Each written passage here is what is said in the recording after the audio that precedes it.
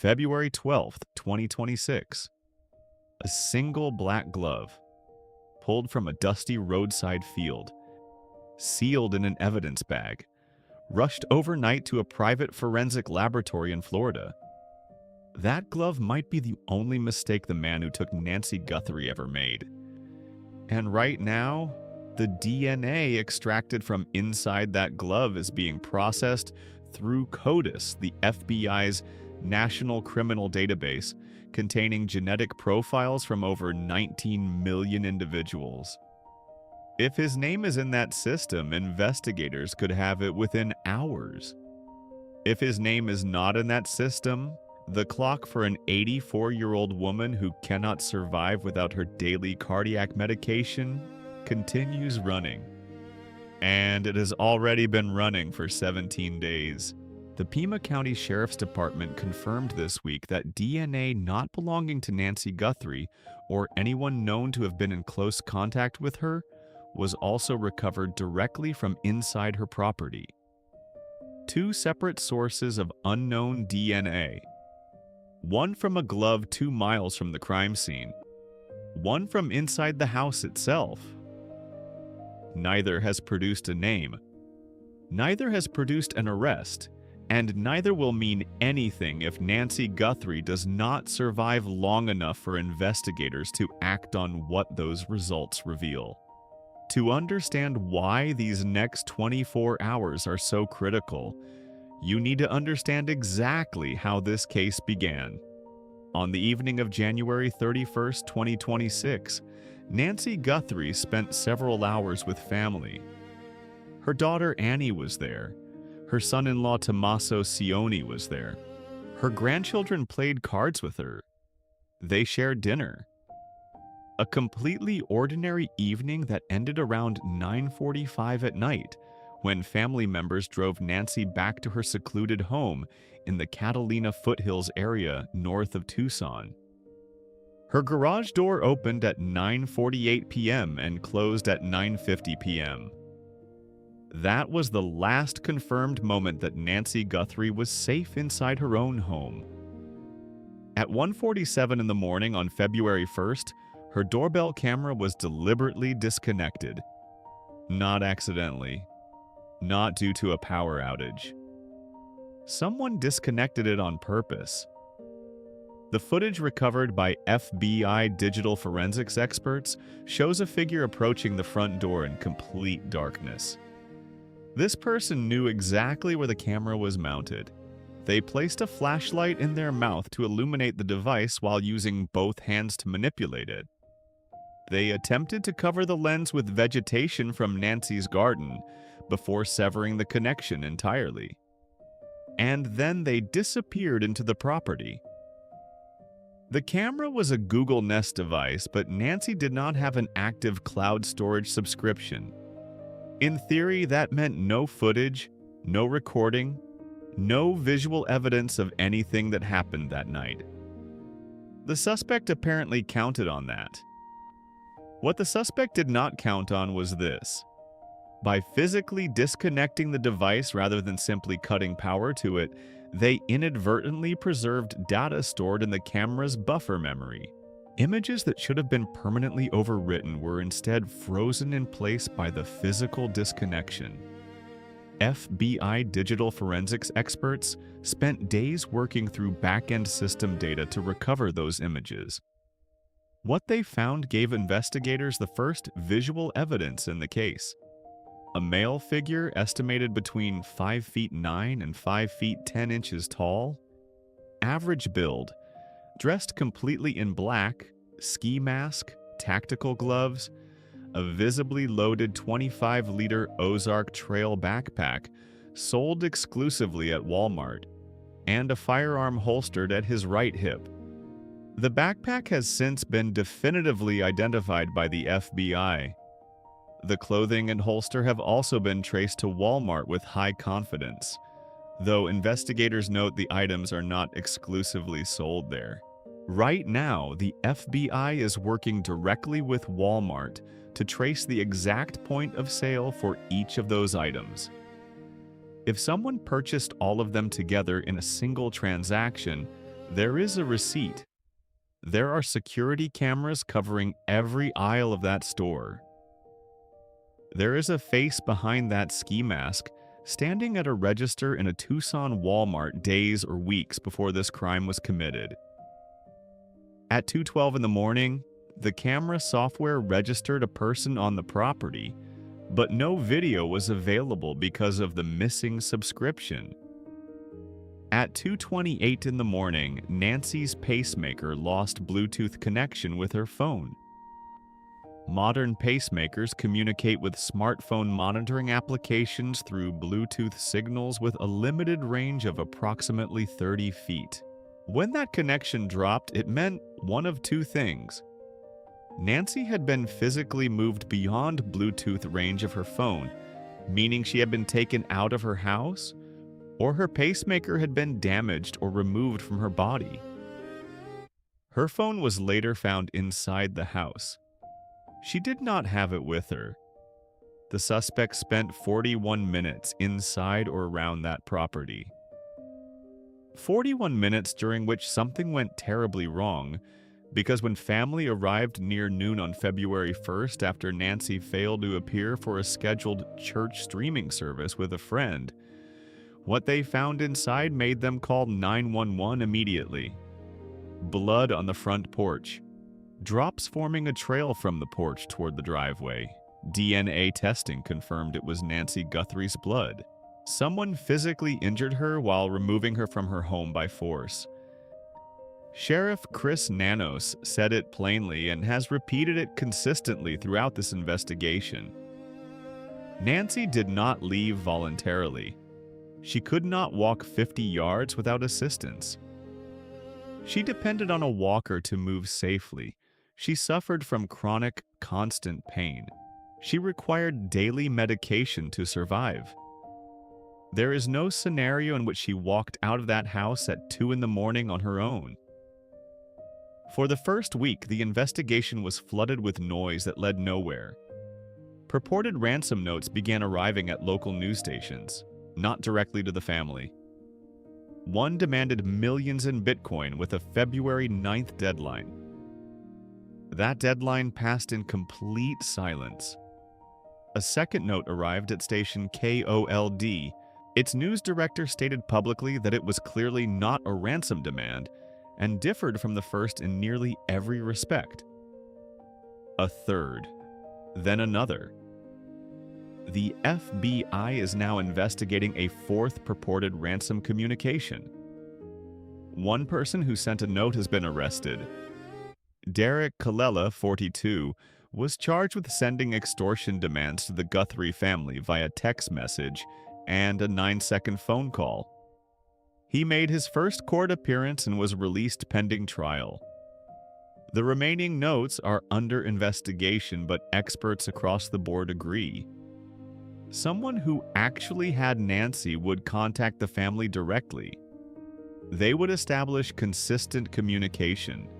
They would provide proof of life immediately. None of that has happened, not once. On February 10th, the FBI released the recovered footage publicly. It was the first time anyone outside the investigation had seen the suspect. The Ozark Trail backpack was identified from that footage and has since been definitively confirmed by the FBI. Former FBI profiler Candace DeLong analyzed the suspect's behavior for multiple media outlets and described the individual as a narcissistic psychopath who believed they could execute this crime without being caught. Someone who saw the planning and execution as a challenge they could overcome.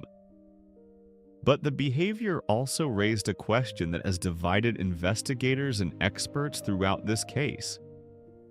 Was this a planned kidnapping, or was this a burglary that went catastrophically wrong? A source close to the investigation told Arizona's family that there is a widespread belief among investigators that this may have been a burglary gone wrong. The suspect's behavior does not match a professional kidnapper. The camera tampering was clumsy. There was no direct ransom communication to the family. No proof of life. No clear motive for taking a specific 84-year-old woman from her bed in the middle of the night.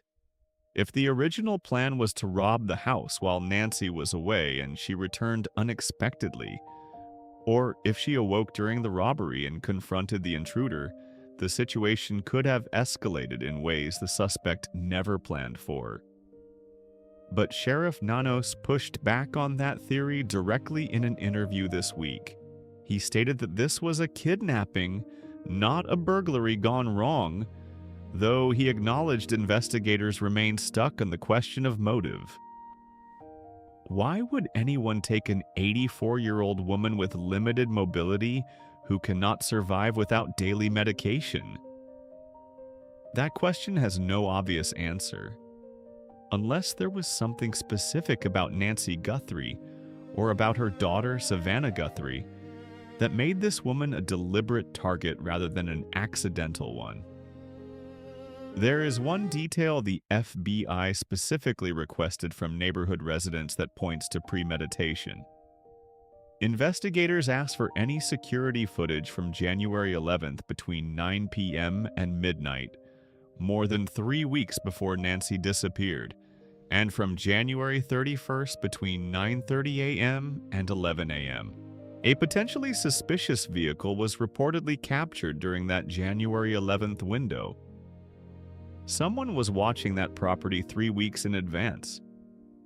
Someone was learning her schedule, her routine, when she came and went, when she was alone. Someone came back on February 1st with complete equipment and a loaded weapon because they had already done their reconnaissance. On February 13th, the teams found 16 gloves across multiple areas surrounding the property. 15 belonged to search volunteers who had discarded them during the massive ground search operations that have been running continuously since Nancy disappeared. One was different. One contained DNA from an unknown male. It was visually consistent with the type of gloves worn by the suspect in the doorbell footage. It was packaged and sent overnight to the private forensic laboratory in Florida. Preliminary results reached the FBI on February 14th. They have been waiting for final quality control confirmation before officially submitting that unknown male profile into CODIS. CODIS contains genetic profiles from over 19 million individuals with prior criminal records. Since November 2025, it has produced more than 781,000 hits and assisted in over 758,000 investigations. If the man who took Nancy Guthrie has ever been arrested for anything, if his DNA is in that system for any reason, there will be a match. The standard processing time from receipt of sample to completed database search is approximately 24 hours. That window is closing. C.C. Moore, Chief Genetic Genealogist at Parabon Nanolabs, the same expert who helped identify the Golden State Killer after 4 decades, told News Nation that this DNA will solve the case if nothing else does. But she also described what happens if CODIS returns no match. Investigative genetic genealogy can be employed using databases like GEDmatch and Family Tree DNA, where millions of Americans have voluntarily submitted genetic profiles for ancestry tracking. If the suspect has any distant relatives in those databases, even third or fourth cousins, investigators can build family trees and work backward to identify him. That process takes weeks, sometimes months. Nancy Guthrie does not have weeks. She does not have months. Her pacemaker has not been professionally monitored in 17 days. Her daily cardiac medications have not been administered in 17 days. Sheriff Nanos said publicly this week that she cannot survive much longer without her medication. Former FBI Assistant Director Chris Nanos described the psychological position the suspect is likely in right now. If this began as a burglary that escalated, The person holding Nancy was never prepared for this situation. They now have an 84-year-old woman who requires medical care they cannot provide. They did not plan for a hostage. They do not have a safe house. They do not have a communication strategy. And every day that passes, they become more desperate. Desperation leads to mistakes. The glove was already a mistake, and desperate people make more of them. 2 individuals were detained for questioning during the course of this investigation, and both were released without charges. A man from Rio Rico was stopped during a traffic check south of Tucson after investigators traced electronic data to his location. His home was searched. He was questioned for hours. He told reporters he had never heard of Nancy or Savannah Guthrie before his detention.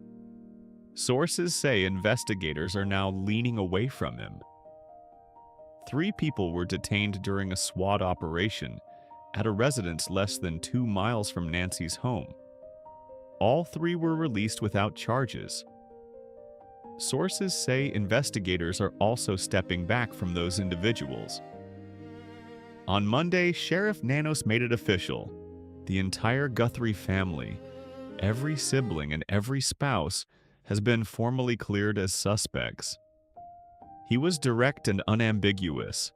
The family has been nothing but cooperative and gracious, and they are victims in this case. Suggesting otherwise, he added, is not only wrong, but cruel. Savannah Guthrie posted her most recent video on Sunday, February 15th. Standing visibly exhausted, tears tracking down her face, she addressed whoever has her mother directly. To whoever has her or knows where she is, it is never too late, and you are not lost or alone. And it is never too late to do the right thing, and we are here. Those words were chosen with precision. We are here means the family is ready to communicate, to negotiate, to pay. It is never too late is an acknowledgement that the person holding Nancy may not have intended for this to unfold the way it has, and that there remains a path out of this situation that does not end in a death penalty prosecution. President Trump told reporters this week that if Nancy Guthrie is killed, he will instruct the Department of Justice to seek the most severe federal penalties available, including the death penalty, against her abductors. FBI Director Kash Patel traveled personally to Arizona to oversee the investigation. Several hundred federal agents are now assigned to the case. Helicopters equipped with Bluetooth signal detection technology are flying low-grid patterns over the search area, attempting to pick up the transmission signal from Nancy's pacemaker, the FBI's cell site. Analysis team known as CAST is analyzing cellular tower data to reconstruct the movements of any mobile device in the area during the relevant time window. If the suspect had any phone on him that night, even a burner, CAST can potentially trace where he came from and where he went after leaving Nancy's property. The reward stands at $100,000. The tip lines have received over 40,000 calls and submissions between the sheriff's office and the FBI. And somewhere right now, CODIS is running comparisons. The glove that was found on February 13th, sent to Florida, analyzed, and cleared for submission into the national database could return a match at any moment. If it does, investigators will have a name. They will have an address. They will have a history. And they will move fast. If it does not, the longer road of genetic genealogy begins. And the question that nobody wants to say out loud becomes impossible to avoid. How much longer can an 84-year-old woman with heart disease, limited mobility, chronic pain, and no access to her daily medication actually survive? If you have any information about this case, call 1-800-CALL-FBI. Call the Pima County Sheriff's Department at 52035149000. Submit a tip online. The reward is $100,000. And somewhere in Arizona, Nancy Guthrie is still waiting to come home.